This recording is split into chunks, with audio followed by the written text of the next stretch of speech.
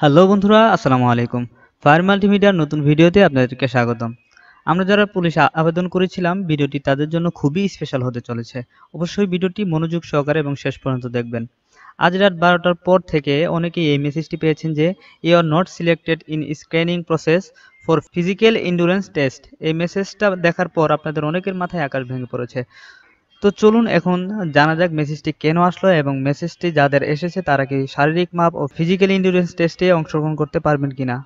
ভিডিওটি শুরু করার আগে আমার চ্যানেলটি যারা নতুন দেখছেন অবশ্যই চ্যানেলটি সাবস্ক্রাইব করে পাশে থাকা বেল আইকনটি বাজিয়ে দিবেন। আমরা যদি নিয়োগ বিজ্ঞপ্তিতে লক্ষ্য করি তাহলে দেখতে পারি যে এখানে 7টি ধাপে চূড়ান্ত প্রার্থী নির্বাচন করা হবে। তার মধ্যে প্রথম ধাপটি হলো প্রিলিমিনারি স্ক্রিনিং। এখানে বলা হয়েছে অনলাইনে আবেদনকারী প্রার্থীদের মধ্যে হতে প্রিলিমিনারি স্ক্রিনিং এর মাধ্যমে যোগ্য প্রার্থীদের শারীরিক মাপ ও ফিজিক্যাল এন্ডুরেন্স টেস্টের জন্য বাছাই করা হবে। তো আপনারা যারা এই মেসেজটি পেয়েছেন তারা প্রার্থী নির্বাচন পদ্ধতির প্রথম ধাপে উত্তীর্ণ হতে পারেননি, অতএব আপনারা শারীরিক মাপ ও ফিজিক্যাল এন্ডুরেন্স টেস্টে অংশগ্রহণ করতে পারবেন না। তো চলুন এখন জেনে আসি কেন আপনারা প্রথম ধাপে উত্তীর্ণ হতে পারলেন না। আমরা যদি আবারও নিয়োগ বিজ্ঞপ্তিটির উপরে দেখি, এখানে উচ্চতা বলা হয়েছে সাধারণ ও অন্যান্য কোটার ক্ষেত্রে 5 ফুট 6 ইঞ্চি।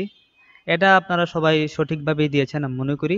বুকের মাপ সাধারণ ও অন্যান্য কোটার ক্ষেত্রে স্বাভাবিক অবস্থায় 31 ইঞ্চি এবং সম্প্রসারিত অবস্থায় 33 ইঞ্চি।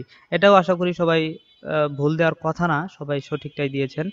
ওজন, বয়স ও উচ্চতার সাথে ওজন অনুমোদিত পরিমাপের হতে হবে। এখানে আপনারা অনেকেই ভুল করেছেন যে আপনার ওজন 5 ফিট 6 ইঞ্চি হওয়া সত্ত্বেও আপনি ওজন দিয়েছেন মাত্র 50 কেজি, যার কারণে আজকের এই মেসেজটি আপনারা পেয়েছেন। চলুন এখন জেনে আসি আপনার উচ্চতা হিসেবে আপনার ওজন কেমন হওয়া উচিত ছিল। যদি আপনার উচ্চতা 5 ফিট 6 ইঞ্চি হয়ে থাকে তাহলে আপনার ওজন দেওয়া উচিত ছিল কমপক্ষে 56 কেজি। আর যদি 5 ফিট 7 থেকে 10 ইঞ্চির ভিতরে হয়ে থাকতো তাহলে আপনার ওজন কমপক্ষে 60 থেকে 70 এর ভিতরে দেওয়া উচিত ছিল। তো এখন আর আপনাদের কিছুই করার নেই পরবর্তী নিয়োগের জন্য অপেক্ষা করা ছাড়া। তো আজকের ভিডিওটি এই পর্যন্তই, দেখা হবে পরবর্তী কোনো ভিডিওতে। এ পর্যন্ত ভালো থাকবেন, সুস্থ থাকবেন। আসসালামু আলাইকুম।